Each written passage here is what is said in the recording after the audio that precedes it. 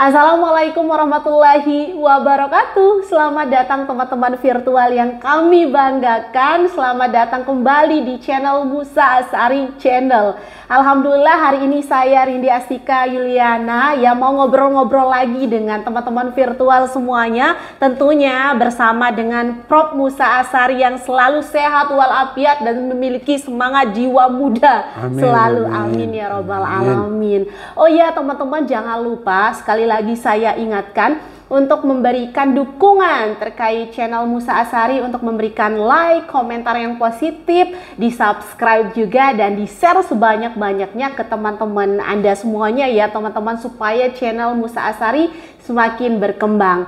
Nah Prof, alhamdulillah ya Prof ya, hari ini kita mau ngobrol lagi, berbincang-bincang terkait apa yang kita bahas next week gitu ya, bukan last week ya. Kita kemarin ngebahas tentang mental miskin dan juga mental kaya begitu ya Prof. Nah hari ini kita mau lanjut lagi ya, mau mengulas lagi terkait mental kaya dan mental miskin kemarin. Tapi hari ini kita mau fokus terkait mental miskin ya Prof ya. Karena kemarin kan kita combine ya Prof ya, terkait yang kedua hal itu. Nah sekarang saya tuh penasaran Prof, dan teman-teman virtual kita juga pastinya penasaran. Ya Prof, kenapa sih ya harus ada yang namanya mental miskin? Gimana sih caranya kita untuk ya udah ngebuang betul-betul mental miskin itu Prof? Karena kadang ya Prof ya, saya sendiri juga suka merasa insecure, suka merasa pesimis. Misalnya udah berjuang tuh mati-matian, melakukan effort yang luar biasa terkait apa hal lah yang saya lakukan, tapi kok gagal lagi, failed lagi, sehingga aduh, saya ngerasa insecure, pesimis. Apakah itu mental miskin, Prof? Akan dijawab oleh Prof Musa. Iya, mental miskin itu harus ada karena adanya kemiskinan. Nggak mungkin mental miskin itu ada tanpa kemiskinan. Jadi ini kan dua hal yang saling mengaruhi. Kalau ada mental miskin, itu melahirkan kemiskinan. Kemiskinan melahirkan mental miskin. Jadi itu muter aja sebenarnya. Jadi harus kita potong supaya putaran itu berhenti. Karena itu memotong kemiskinan itu harus dipotong mental miskinnya. Karena kemiskinan itu lahir dari mental yang miskin. Jadi kalau kita mau ngatasin kemiskinan, ya habisin dulu mental miskinnya. Dengan demikian maka mental miskin itu tidak ada dan tidak melahirkan kemiskinan. Tetapi persoalannya adalah apa bisa, itu masalahnya. Karena kemiskinan itu tentu nggak bisa dihilangkan dari dunia ini. Benar. Karena kemiskinan itu kan relatif. Di sini saya mungkin hidup tidak miskin, tapi ketika saya hidup di London, itu saya di sana jadi miskin. Jadi miskin, bahkan bisa jadi paling miskin gitu ya Prof? Iya, dan memang betul, dan saya tinggal di kos-kosan yang memang kos-kosan yang miskin. Jadi kemiskinan itu tergantung di mana dia bisa hidup. Saya dulu hidup di sini dikenal kaya, begitu saya tinggal di London sekitar 6 bulan waktu itu, saya jadi orang miskin. Karena kalau saya mau cari kos-kosan orang kaya, rasanya buang-buang waktu. Toh saya di sana tujuannya menulis, hanya butuh ruangan yang kecil. Ya. Nah jadi itu, jadi kemiskinan di sini bisa jadi kemiskinan yang lebih miskin lagi di tempat lain, dan kekayaan di tempat lain bisa terjadi di suatu daerah dia menjadi orang miskin. Jadi ini dua hal yang antara miskin dan mental miskin itu saling berkaitan. Jadi kalau kita mau memutus kemiskinan, diputus dulu, jangan sampai ada mental miskin. Dengan demikian, dengan tidak adanya mental miskin, maka tidak ada kemiskinan. Tapi pertanyaannya, apa bisa? Itu masalahnya. Betul-betul, saya jadi keingat nih Prof ya, beberapa waktu yang lalu di sosial media tuh sempat viral salah satu aktor terkenal itu ya di Indonesia, aktor kawakan. Dia pindah kalau nggak salah ke Kanada apa saya lupa gitu. Pokoknya mohon maaf kalau salah ya, negara apa gitu. Dia pindah ke situ karena anaknya sedang studi di situ. Kan kalau di Indonesia dia udah keren ya, udah terkenal menjadi seorang aktor terkenal, suami istri aktor, Prof. Ya, suami istri aktor, kaya raya ya di Indonesia. Tapi ketika dia hijrah ke luar negeri, jadi semacam jadi masyarakat biasa ya, bekerja. Jadi tukang las. Iya, kok Prof tahu sih, Prof? Iya, itu ya siapa ya nama lupa. Iya, Cindy Patikasari. Yang cantik itu bener kan, aktor kawakan sekali ya Pak Sutri tersebut. Tapi ternyata kalau ke luar negeri nggak juga jadi aktor terkenal seperti apa seharusnya di sini ya, Prof. Bahkan jadi tukang las, jadi rakyat biasa ya, Prof ya. Jadi itu ya maksudnya dari apa namanya, Prof? Mental miskin dan juga miskin itu. Tapi meskipun dia di sana tukang las, dia tidak bisa disebut mental miskin. Karena itu kan hanya proses. Waktu dia di sana kan dia tidak dikenal siapa dan tidak mengenal siapa-siapa. Jadi dia mulai dari nol. Mungkin dia memulai dari kemiskinan. Tapi besok lusa kita nggak tahu. Bisa menjadi orang kaya di sana. Banyak itu yang kejadian kayak gitu. Sebagai proses awal mungkin dia miskin dengan pendapatannya yang kecil sebagai tukang las. Tapi 5 tahun, 10 tahun lagi kita tidak tahu. Mungkin dia bisa menciptakan pekerjaan baru di sana dan dia menjadi kaya. Betul, karena mentalnya bukan mental miskin tadi. Iya, makanya dibuang dulu mental miskin. Meskipun dia sekarang jadi tukang las, dari tabungan-tabungan yang dikumpulkan dari tukang las, dia bisa membangun usaha baru. Iya, benar-benar. Jadi kemiskinan itu relatif. Betul. Di mana dan siapa, ya. Jadi jangan membanggakan kekayaan. Karena kaya di sini, di tempat lain di negara maju, jadi orang miskin. Betul sekali, betul. Ada juga Prof kemarin ya fenomena itu ada lulusan UGM gitu ya, cum laude dan hijrah ke Australia ya kalau nggak salah ya. Dan di situ dia bekerja menjadi cleaning service kalau nggak salah. Tapi dia bangga Prof dengan pekerjaannya karena walaupun lulusan apa namanya kampus ternama tapi di luar negeri menjadi istilahnya tukang bersih-bersih, tapi karena mentalnya tadi kaya ya Prof ya, bukan mental miskin, dia merasa bangga. Dan ya istilahnya kalau dibandingkan dengan di Indonesia, mungkin ketika kita jadi tukang bersih-bersih sana ibarat kata mungkin direktur ya di sini ya, apa gimana sih? Ya mungkin penghasilannya seperti direktur di sini. Tetapi jangan selamanya dia jadi tukang bersih-bersih. Namanya dia mentalnya jadi turun dong. Harusnya dia bisa memulai dari tukang bersih-bersih untuk 1 tahun atau 2 tahun. Tapi tahap berikutnya dia menjadi manajer, dia bisa menjadi orang yang bisa lebih kaya. Betul. Gitu. Mungkin itu adalah start awal dulu ya kali ya Prof, merantau apa yang bisa dilakukan dulu ya Prof ya. Karena sudah memiliki bekal tadi mental bukan mental miskin gitu ya Prof ya. Jadi saya juga sering melihat fenomena di Indonesia ini ya Prof. Dia tidak kekurangan apapun dalam hal material ya Prof ya. Sangat kaya dan berkecukupan. Tapi dia selalu gelisah, selalu merasa kekurangan. Apakah penyebabnya itu? Mental miskin seperti model apa yang mengganggu orang tersebut, padahal dia tidak kurang secara ekonomi gitu loh Prof. Jadi mental miskin itu adalah mental yang tidak bisa belajar dan mengembangkan diri dengan pekerjaannya. Jadi sejak mulai sampai mengakhiri ya itu saja. Penghasilannya ya naik hanya karena kenaikan yang rutin. Dia tidak bisa menciptakan pekerjaan yang lebih besar. Dan dia tidak bisa memanfaatkan penghasilannya. Sudah penghasilannya kecil, nggak bisa memanfaatkan. Itu mental miskin. Oke, kira-kira Prof, apakah orang memiliki mental miskin itu sama nggak ya dengan lebih besar apa pasak daripada tiang itu ya? Ya, itu antara tanda-tandanya. Tanda-tandanya. Iya, orang penghasilannya 1 juta, dia kebutuhannya bisa 10 juta kan selalu kurang terus, hidup selalu dalam kekurangan. Jadi terasa hidupnya itu mengejar bayang-bayang yang tak pernah bisa dicapainya. Itu mental miskin.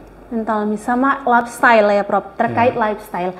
Ada orang ya Prof, gajinya itu sebenarnya bagi orang yang gajinya di bawah UMR atau standar itu keren banget gitu, pengen, orang-orang tuh pengen, kadang kita melihat rumput tetangga itu lebih ini ya, lebih hijau gitu ya Prof ya. Tapi ternyata orang yang gajinya menurut mata kita itu udah keren banget, istilahnya sekian digit. Tapi ternyata orang tersebut kan selalu merasa kurang karena lifestyle, gaya hidup, kadang bahkan sampai ngutang-ngutang tuh Prof. Ada yang seperti itu, sampai hutang kartu kreditnya di mana-mana kayak semacam gali lubang tutup lubang. Itu apakah karena kurangnya rasa bersyukur apa karena gengsi gitu ya Prof? Gimana ya? Iya, karena tadi itu memburu status sosial supaya dianggap orang hebat, pencitraan, kehebatan itu selalu dilambangkan dengan benda-benda material ya. Itu pasti orang yang demikian itu orang yang batinnya itu miskin. Dia tidak bisa pernah bersyukur. Dia tidak pernah bisa mau merasa cukup, nggak pernah. Ini dia akan mengejar terus bayang-bayang hidupnya yang tidak pernah bisa dicapainya. Itu sengsara hidup kayak gitu. Iya, tapi saya juga pernah mendengar gini Prof, terkait orang mengatakan gunakanlah pakaian terbaikmu misalnya, atau kenakanlah sesuatu yang betul-betul terbaik menurutmu sehingga dirimu nyaman dan itu adalah kualitas dari dirimu. Tapi bagaimana tadi ya Prof, kan katakanlah kan orang ingin menggunakan pakaian bermerek begitu ya, sepatu bermerek, baju bermerek, bahkan topi bermerek supaya status sosialnya bisa kelihatan naik, kan begitu ya Prof? Itu mental yang nggak bermerek itu. Oh, mental nggak bermerek, ngeri banget. Orang yang mentalnya sudah kuat dan dia memang mentalnya mental produktif, dia nggak pernah merasa hebat karena pakaian. Ini yang diburu oleh banyak orang, yaitu memburu pencitraan. Padahal kalau orangnya itu sudah bermerek, dia pakai pakaian yang nggak bermerek pun orang anggap pakaiannya dia bermerek. Karena pakaian itu kan ngikutin orang. Kalau orangnya bermerek, mau pakai pakaian yang biasa-biasa, kelihatan juga baik, indah, menarik. Tapi kalau orang yang nggak bermerek, pakai jam tangan Rolex, itu dianggap palsu oleh orang-orang itu. Pakai apa dia Rolex? Rolexnya palsu. Kenapa? Orangnya aja palsu. Benar. Jadi mengikuti artifisial semua gitu ya, itu mengikuti orang. Jadi orang itu kalau sudah jadi orang, udahlah biasa saja. Karena apapun yang dia pakai itu terasa derajatnya tinggi. Tapi kalau orang yang ingin tampil derajatnya tinggi, pakai pakaian yang melambangkan derajat tinggi, tapi kelakuannya nggak mengikuti, ya lucu juga. Orang yang tidak bermerek kemudian pakai baju merek, itu lama-lama mungkin orang kagum, tapi setelah tahu sehari dua hari kekagumannya luntur. Oh, itu ternyata hanya main-mainan aja, nggak sesuai dengan jiwanya. Jadilah jiwa yang bermerek. Iya, artinya buang atau stop yang namanya tadi for mindset itu ya Prof. Kita harus buang jauh-jauh, karena sekalipun kita menggunakan mobil yang paling luxury gitu ya Prof ya, topi termahal, kacamata termahal gitu, kayak nyindir gitu ya, topi termahal gitu ya. So, keren banget ya topinya Prof Musa ya teman-teman. Jangan dikira ini ada maknanya. Tuh, ada filosofinya tersendiri gitu ya. Jadi dipaksa pakai topi terus. Tapi kalau nggak pakai topi kehilangan jati diri, udah melekat dengan beliau, dengan Prof Musa gitu ya. Nah, tadi ya Prof, jangan sampai orang-orang tuh berpikir sekarang sudah menggunakan semua serba bermerek begitu. Tapi kalau mentalnya itu tidak bermerek, tetap saja akan tertutup tadi ya, apa yang dikenakan tadi ya Prof ya. Sedangkan kalau orang yang memang katakanlah sudah kaya dari pola pikirnya, dia mau menggunakan yang kelihatan biasa-biasa aja, tetap kelihatan wow. Tapi jarang loh Prof, saya melihat orang yang katakanlah old money gitu ya, yang ketika menggunakan pakaian yang kelihatan biasa-biasa tapi tidak biasa gitu loh Prof. Itu dulu ada cerita Bob Sadino almarhum. Oh iya, saya tahu. Dia pakainya celana pendek yang belek celana pendek kan Prof. Tapi dia orang kaya itu. Kalau sekarang kita lihat semuanya Pak Yusuf Kalla. Oh, iya. Kan pakaiannya sederhana, nggak pernah menampilkan pakaian yang bermewah-mewah, nggak, biasa aja. Tapi karena pribadinya itu memang orang hebat, orang tetap hormat, orang tetap menganggap bahwa ini orang hebat. Iya. Jadi itu jiwanya itu bermerek. Jadi yang penting buat kita jiwanya bermerek. Jiwa yang bermerek. Jangan pakaiannya bermerek tapi jiwanya tidak ada mereknya. Bahkan mereknya waduh jauh dari kenormalan. Iya, abnormal gitu ya, Prof. Lalu Prof, gimana sih cara membuat jiwa kita bermerek? Ya, teman-teman pasti penasaran ya. Iya. Begini, kita dalam hidup itu kan kita bisa melihat orang yang berkualitas hidupnya sama orang yang tidak. Iya. Untuk bisa menjadi orang yang punya derajat tinggi, kualitas hidupnya itu harus bisa dijalani dengan tahapan-tahapan pencapaian dari kualitas hidupnya. Jadi ini harusnya dilakukan. Kalau hidupnya sejak awal tidak berkualitas, terus ke depan juga kualitasnya makin rendah, ya dia kehilangan harga diri, kehilangan jati diri, kehilangan kehormatan juga dalam hidup. Jadi yang penting itu, kita harus membangun jiwa yang kaya, jiwa yang kuat, jiwa yang bisa melindungi semuanya, agar dia menjadi seorang yang punya kepribadian berkualitas. Oke, menarik sekali ya teman-teman, untuk membentuk soul kita punya merek, banyak sekali tahapan yang harus dilakukan seperti apa yang dikatakan oleh Prof. Musa tadi ya teman-teman. Tapi ada hal juga yang menarik ini ya, terkait mental miskin ya. Terkadang ada orang yang dalam koridor miskin dalam makna yang sebenarnya ya Prof. Miskin dalam makna sebenarnya artinya kan dalam segi ekonomi memang sangat-sangat kekurangan. Atau katakanlah betul-betul lebih dari miskin, fakir miskin lah, kita katakanlah demikian ya Prof ya. Tapi mereka ingin berubah gitu lah, ingin memiliki kehidupan yang lebih layak, artinya mau membuang mental miskin. Tetapi ketika ingin membuang mental miskin kan ada effort-effort yang harus dilakukan kan ya Prof. Misalnya melakukan pengembangan diri, belajar, berpendidikan dan lain sebagainya. Tetapi karena dalam segi ekonomi tadi, miskin dalam makna yang sebenarnya memang real miskin, bagaimana caranya yang tadi yang mental miskin yang ingin menjadi mental kaya, katakanlah demikian, untuk bisa menggapai atau membuang itu, untuk memutus mata rantai miskin yang Prof katakan tadi di awal. Karena yang nggak ada jalan apa yang bisa dilakukan. Saya tuh pengen loh seperti orang-orang kaya dalam makna tadi bermerek jiwanya, misalnya ingin sukses, ingin punya pendidikan yang baik dan lain sebagainya. Tapi gimana caranya mereka menembus cakrawala itu? Karena tadi jalannya gitu loh Prof, jalan menuju itu. Iya, dia harus bersedia untuk berubah. Dan dia harus selalu merubah dirinya. Jadi dia harus hidup di dalam perubahan yang makin baik.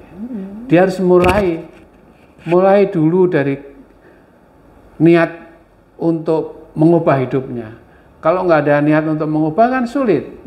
Jadi dia sendiri harus berubah, mengubah yang menjadi lebih baik. Jangan berubah ke bawah, jangan berubah makin buruk. Dia harus punya niat dulu bahwa dia harus berubah menjadi lebih baik. Lebih baik penghasilannya, lebih baik otaknya, lebih baik skillnya. Itu harus naik terus. Kalau dia nggak mau mengubah diri, ya sudah wassalam, selesai berarti dia orang yang sudah selesai.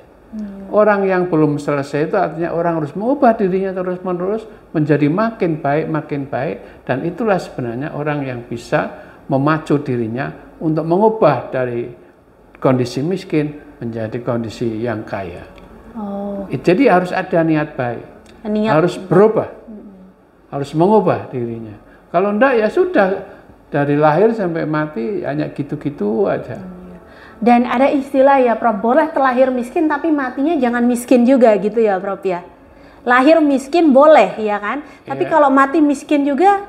Iya begini ya, lahir miskin semua manusia nggak ada yang lahir kaya. Dia nggak bawa apa-apa. Iya benar-benar. Ya kan, dia lahir sama-sama dari bayi ya, dia hanya punya modal nangis yang keras. Karena dengan nangis itu dia orang lain atau orang yang mendengarnya akan melakukan sesuatu untuk dia. Jadi pada dasarnya setiap orang itu lahir dalam keadaan sama. Hanya orang yang melahirkannya itu antara satu dengan yang lain berbeda. Kalau yang melahirkan itu adalah istri raja, ya dia lahir dalam suasana penuh kemewahan. Tetapi yang penting sebenarnya bukan saat dia lahir, tapi bagaimana saat dia membangun hidupnya. Proses ya. Iya, saat itu yang penting. Kalau anak raja pun kalau dia tidak punya niatan yang kuat untuk mengubah dirinya lebih baik, dia juga sama aja nggak dihargai orang. Nggak, dia juga miskin juga karena nggak ada produktivitas dalam hidupnya. Betul. Jadi tidak, yang penting itu tidak mampu itu memanfaatkan privilege ya. Iya nggak mampu. Jadi anak raja tapi jadi gembel. Banyak juga kan anak raja yang jadi gembel. Banyak sekali.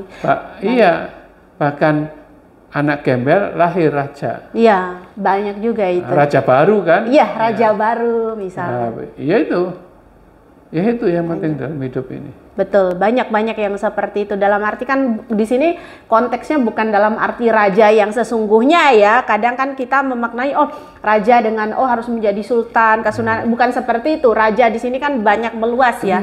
Konteksnya begitu ya, teman-teman. Ada yang sudah membangun kerajaan bisnisnya ya begitu ya, tapi karena tidak mampu membimbing putra-putrinya jadi gembel, atau misalkan yang dari gembel karena memiliki semangat etos kerja yang baik bisa menjadi seorang raja, begitu ya konsepnya. Tapi ini Prof, saya juga sering melihat kejadian orang yang tadi gembel, misalnya katakanlah kita sebutlah bahasanya gembel gitu ya, atau orang-orang yang miskin dalam makna sebenarnya tapi mentalnya bukan mental miskin. Dia berjuang dari nol dan dia bisa sampai ke puncak. Tapi setelah sampai ke puncak tiba-tiba ada dinamika. Kan biasa ya Prof, semakin tingginya sebuah pohon pasti angin kencang itu semakin kuat, badai makin kencang begitu. Lalu porak-porandalah sebuah pohon itu, bahkan sampai roboh pohon itu. Ya kan Prof? Nah, itu bagaimana misalkan jika ada orang di posisi itu sudah berjuang dari nol karena memang dia tadi miskin dalam makna sebenarnya, bukan mentalnya yang miskin, lalu dia bangkrut dan dia stres jadinya. Itu bagaimana? Kan awalnya dia sudah berusaha memperbaiki atau membuang mental miskin, tapi ketika dia udah sukses, dia bangkrut, kolaps, dia down. Itu gimana Prof? Apakah kepalsuan mental non miskinnya? Iya, mestinya orang yang mentalnya kaya nggak boleh dengan bangkrut terus dia itu menjadi frustrasi, nggak boleh. Kan orang harus siap kehilangan segala-galanya. Tapi pada saat hilang itu dia harus siap membangun segala-galanya. Jadi hilang dan tidak hilang itu hal yang biasa aja. Jadi jangan sampai mentalnya itu jatuh. Jadi orang boleh jatuh, kekayaannya jatuh, kekuasaannya jatuh, tapi jangan jatuh mental, jangan jatuh jiwa. Karena kalau sudah jatuh jiwanya, dia tidak akan kembali lagi sukses. Itu yang penting dalam hidup ini. Jadi Anda mau bekerja, siap bangkrut nggak? Kalau nggak siap bangkrut dan tidak bisa tahu caranya mengatasi bangkrut, ya sudah diam aja. Tapi bangkrut itu sesuatu hal yang bisa memberi makna besar bagi hidup dia kalau dia bisa pelajari. Karena di balik bangkrut itu selalu ada makna yang lebih besar kalau dia sadari. Dalam hidup itu sebenarnya nggak usah, kalau saya ya, bangkrut dan tidak bangkrut itu kan sama saja. Kenapa Prof? Iya. Kan bagi manusia bangkrut ya apa bedanya dengan tidak bangkrut? Yang penting kan buat orang yang mentalnya kuat kan sama saja, nggak ada bedanya. Hanya karena itu akan bergantung pada sisi mana dia akan memulai lagi. Jadi harus jaga jangan sampai kebangkrutan materi itu membangkrutkan jiwanya. Orang semua bisa hilang. Tapi kreativitas itu jangan sampai hilang dalam jiwa kita. Semua bisa hilang, tapi semangat hidupnya jangan hilang dari jiwa kita. Ya kan? Semuanya boleh hilang, tapi jangan kehilangan kecerdasan. Kalau semuanya hilang, kecerdasan hilang ya habis semuanya, tidak ada yang dia punyai. Jadi menurut saya, orang boleh kehilangan materi, orang boleh kehilangan jabatan, orang boleh hilang pekerjaan. Tapi semua ini bisa digapai lagi kalau jiwanya itu. Jiwanya tetap utuh ya Prof. Kreatif, utuh, semangat, produktif. Itu nggak ada yang bisa mengalahkan. Dia jatuh iya, tapi dia bangkit lagi. Karena dia tahu bangkitnya. Jadi jatuh itu jangan sampai jatuh abadi. Betul. Jatuh kok abadi? Ya podo ae karo mati. Iya, betul. Jadi ini relate dengan sering kita lihat kalau misalkan di film-film atau di dunia kedokteran ya, Prof. Yeah. Ada orang yang mengalami koma bertahun-tahun yang apabila alat-alatnya dilepas berarti kan ya sudah innalillahi rojiun kan begitu ya, Prof. Ada kan yang seperti itu, Prof. Bahkan karena keluarga memang masih ingin melihat istilahnya orang yang disayang masih ada, jadi dipasang dengan alat-alat padahal sebenarnya soulnya sudah nggak ada, hanya raga yang dipertahankan dengan alat-alat, ibarat gitu ya Prof maksudnya di sini ya. Iya, orang nggak kasihan orang dipertahankan hidup yang jiwanya sudah mati. Iya, relate banget ya dengan apa yang Prof ceritakan ini gitu ya. Artinya manusia itu kalau hanya ada raga atau dalam bentuk fisik saja itu percuma ya Prof ya. Tapi yang paling penting adalah soul kita ada saat ini. Begitu juga dengan kita berdua hari ini ya Prof. Seandainya kita ngobrol di sini tapi soul kita tidak ada pun pasti akan terasa ya Prof ya. Iya. Akan terasa ini ngomongin apa, ngobrolin apa, kosong seperti orang melamun misalnya ya Prof ya. Dan menarik sekali ya teman-teman terkait apa yang kita bahas terkait poor mindset atau mental miskin ini. Ternyata bagaimana cara kita membuang mental miskin atau poor mindset bagi yang di-sharing dengan Prof Musa tadi adalah pertama, jangan sampai jiwa kita itu tidak bermerek gitu ya, tidak punya brand tersendiri.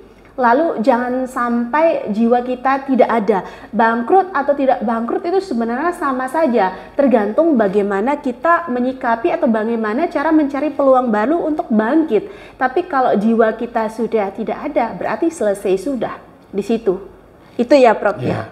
Mungkin ada closing statement Prof terkait tema kita hari ini, obrolan kita hari ini, dan untuk teman-teman virtual ya, bila ada hal yang ingin ditanyakan boleh langsung komentar ya di channel YouTube Musa Asari Channel, begitu berikan masukan yang positif, misalnya nanti mau bahas tentang apa, mau diobrolin tentang apa ya Prof Musa dengan saya boleh banget ya. Oke. Monggo Prof. Orang bisa kehilangan segala-galanya.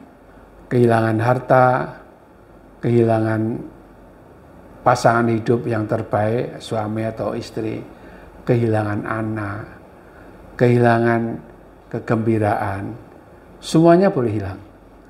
Karena manusia selalu akan kehilangan. Tetapi menjadi manusia itu harus menjadi manusia yang siap kehilangan dan siap untuk membuat sesuatu yang baru. Kalau orang jiwanya itu hidup, jiwanya itu kreatif, berapa kali pun dia jatuh, dia akan bisa bangkit lagi. Jadi yang penting adalah kesejatian diri.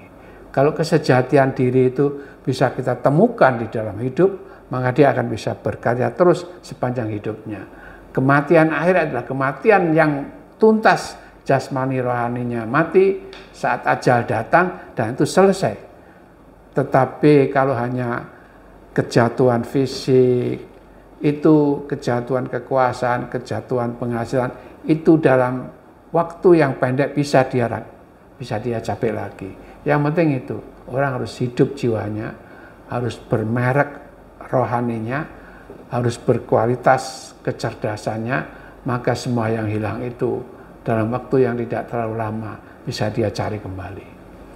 Wah, super sekali ya closing statement dari Prof Musa Asari hari ini teman-teman. Semoga apa yang kami bahas hari ini bisa bermanfaat dan dapat dimaknai apa maksud dan tujuan dari kita sharing tentang mental miskin hari ini. Jangan lupa teman-teman virtual, saya ingatkan kembali untuk di like, di subscribe channel YouTube Musa Asari atau Prof Musa menjawab hari ini supaya channel ini semakin jaya dan juga berkembang. Akhir kata, saya Rindi Asika Yuliana dan juga Prof Musa Asari pamit undur diri. Wabillahi taufiq wal hidayah. Assalamualaikum warahmatullahi wabarakatuh. Bye. Kasih ya.